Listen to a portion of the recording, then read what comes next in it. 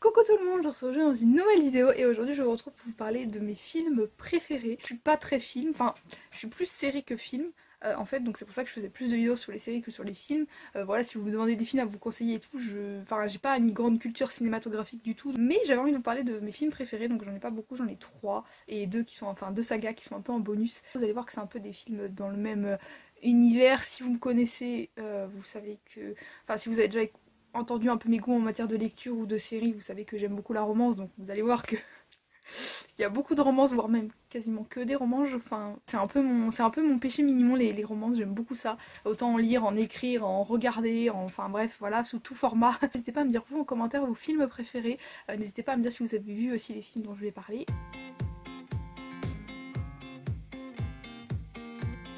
Le premier film dont j'aimerais vous parler, c'est vraiment mon préféré de tous les temps, c'est mon film préféré. C'est un film français qui s'appelle Jeux d'enfants et qui est sorti en 2003 et qui est une comédie romantique justement, qui a pour acteurs principaux Guillaume Canet et Marion Cotillard. Et donc je vais vous lire le résumé sur internet pour chaque film, je vais faire ça. Je suis pas très douée pour faire des résumés, donc je vais vous lire le résumé d'internet, après je vous ferai mon résumé à moi. Avec voilà mon ressenti à moi et tout. Cette vidéo contiendra sûrement des spoils, je vais essayer d'en faire le moins possible, comme à chaque fois que je parle de livres, de films ou quoi, ou de séries, mais forcément il y aura potentiellement des petits spoils. Une vie entière pour se dire je t'aime. Plus de 80 ans pour démarrer une histoire d'amour à cause d'un jeu, ou peut-être grâce à un jeu. Sophie et Julien ont défini les règles. Ils en sont les arbitres et souvent les victimes. Cap ou pas cap? Cap, bien sûr. Ils sont cap de tout, du meilleur comme du pire. Bafouer les tabous, défier tous les interdits, braver toutes les autorités, rire et même se faire mal. Voilà. En fait, c'est deux enfants qui se rencontrent, donc Sophie et Julien, qu'on va suivre en fait de leur enfance jusqu'à très longtemps. Ils se rencontrent quand ils sont enfants, quand ils ont, je sais pas, une dizaine d'années, peut-être un petit peu moins même. Ils élaborent un jeu entre eux, où en fait ils ont une sorte de boîte à musique qu'ils se passent l'un à l'autre. C'est un peu compliqué à expliquer, mais celui qui a la boîte en fait doit lancer un gage à l'autre en lui demandant s'il est cap ou pas cap de faire telle chose, de dire telle chose, etc. Et l'autre doit relever ou pas le défi. En fait, à travers ce jeu-là, ils vont se lancer tout un tas de défis, de conneries à faire, de choses, voilà, quand ils sont enfants, évidemment, c'est des trucs mignonnets dans le sens, voilà, ça va être, je sais pas, dire tel truc au professeur ou faire tel truc pour se faire disputer par les parents. On les retrouve à différentes étapes de leur vie, donc on les retrouve du coup enfants, après on les retrouve ados, où là déjà ça commence à devenir un peu plus sérieux et ils commencent à tomber amoureux. Sauf que c'est, enfin voilà, ils commencent à tomber amoureux mais sans l'assumer parce que bah chacun quand ils sont ados ils commencent à avoir des histoires un peu avec d'autres personnes. Ils commencent un peu une sorte de relation amoureuse, mais en fait ils savent plus vraiment s'ils sont dans le jeu ou dans la réalité et en fait ils vont se perdre là-dedans et en fait ils vont s'éloigner, se retrouver à différents moments justement quand ils vont être adultes, ils vont se recroiser puis se rééloigner, etc. J'aime beaucoup leur histoire, je trouve ça très beau, très triste aussi parce que bah voilà il se passe des choses tristes même si ça finit bien, on va dire. Je donnerai pas la fin, mais voilà. Si vous avez vu ce film, dites-moi ce que vous pensez de la fin, mais la fin, je la trouve magnifique. C'est vraiment mon film préféré de tous les temps.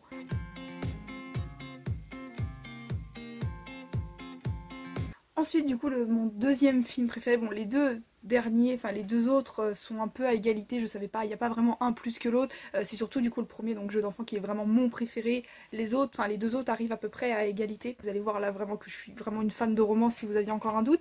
Je vous parlais de Titanic, évidemment que je pense tout le monde connaît, enfin en tout cas même si vous l'avez pas vu, je pense que vous connaissez à peu près l'histoire. Donc Titanic c'est un film américain qui est sorti en 1997.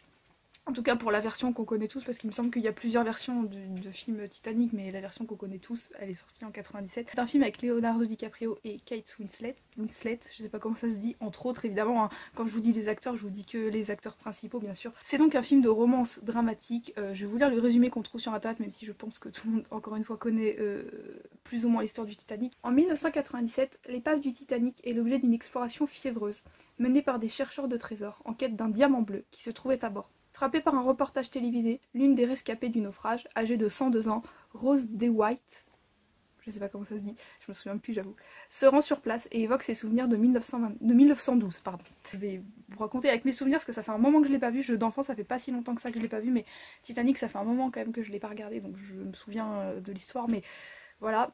En gros donc on rencontre Rose justement qui va aider des chercheurs à retrouver ce fameux diamant bleu.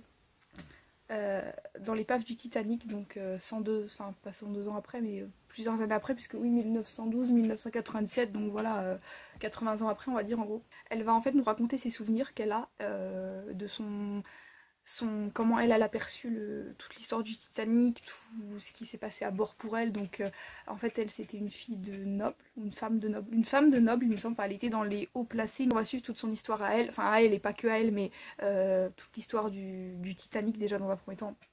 Comment il est amené à connaître ce fameux naufrage qu'on connaît tous, dont on a tous entendu parler. Évidemment, l'histoire est très très romancée. Évidemment, on va suivre sa fameuse histoire d'amour avec Jack, qui est un jeune homme qui, lui, pour le coup, est vraiment pas du tout du même rang social qu'elle. Je crois qu'il a gagné sa place sur le bateau, je sais même plus comment. Vraiment dans le bas du bateau.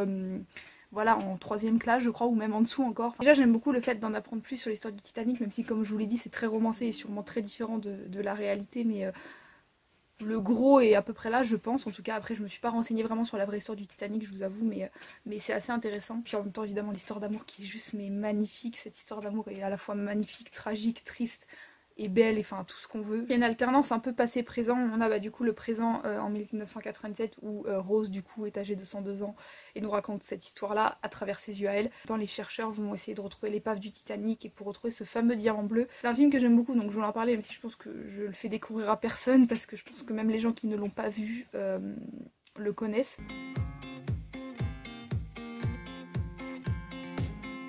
Le 3ème film du coup, qui est mon 3ème film préféré, c'est le film Au nom d'Anna, donc qui est un film américain, je sais plus le titre original, sorti en 2000, et qui est peut-être que je le préfère, hein, je mettrais à égalité avec Titanic, mais je le mettrais peut-être un petit peu au-dessus parce qu'il a un côté un peu nostalgique, parce que je l'ai découvert, j'étais assez jeune je pense, je sais pas quel âge j'avais, mais j'étais assez jeune, genre 10-12 ans, quelque chose comme ça. C'est une comédie romantique, et les acteurs principaux je les ai notés parce que je vous avoue que je n'ai pas les noms en tête, donc c'est Jenna Elfman, Ben Stiller et Edward Norton, je sais pas du tout si je prononce bien. Donc je vais du coup vous lire le résumé qu'on peut trouver sur internet.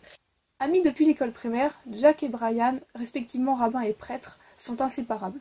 Sincères proches de leur louaille, dotés d'un charisme certain, tous deux jouissent d'une forte popularité dans le quartier de l'Upper West Side. Voilà en gros.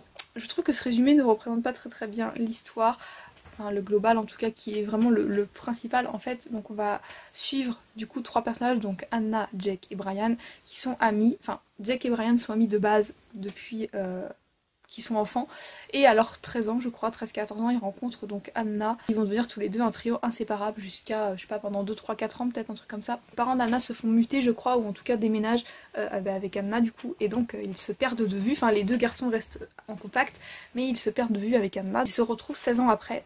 Donc les deux garçons sont toujours amis et du coup sont devenus respectivement, l'un est prêtre, l'autre est rabbin. Forcément les sentiments sont bien différents puisque du coup ils sont plus grands, donc il n'y a plus trop cette notion d'amitié, même si évidemment ils vont retrouver leur complicité à 3. C'est vraiment l'histoire d'amitié et le lien qui les soude tous les 3 que j'aime beaucoup. À la fin on a toujours ce lien entre eux malgré cette chose là qui s'est passée, qui les a séparés pendant un temps. On retrouve toujours ce lien entre les 3 qui est très fort et qui est très beau. J'ai revu il y a pas longtemps avec une amie et c'est vrai que je l'aime toujours autant.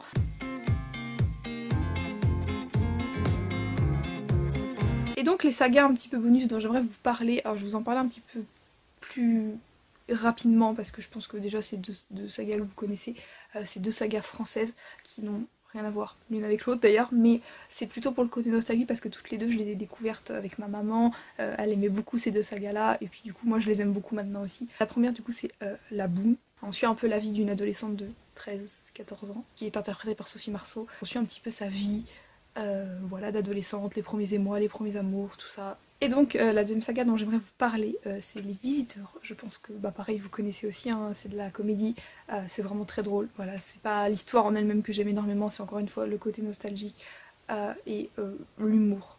J'aime surtout les 2 premiers. Le 3ème un peu moins, je vous avoue. Ça ne correspond pas à tout le monde et c'est tout à fait normal, mais moi je trouve ça très drôle, vraiment. Je rigole beaucoup devant ces films alors que je connais la plupart des répliques par cœur. Que j'ai pu. Ouh, la lumière. Voilà tout le monde, donc j'espère que cette vidéo vous aura plu. Si c'est le cas, n'hésitez pas à me le dire en commentaire, à laisser un j'aime, à vous abonner, à activer la cloche si ce n'est pas encore fait. N'hésitez pas à me dire, comme je vous l'ai dit, vos films préférés en commentaire. Moi je vous laisse ici, je vous fais plein de gros bisous et je vous dis à très vite pour une prochaine vidéo. Ciao.